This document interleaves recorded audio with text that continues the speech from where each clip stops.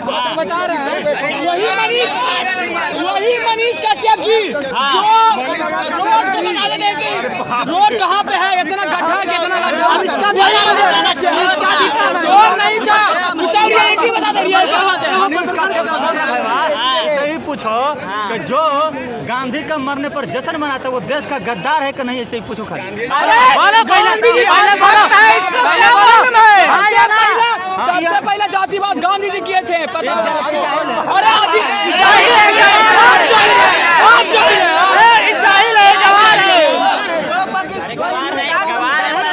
पूरा भगत सिंह के मरने पर कुछ नहीं किया। योगी की जैसा बनाना चाहते हैं, सबसे अच्छे नीतीश सरकार जी, पलटू राम जी कभी भी पलट जाएंगे।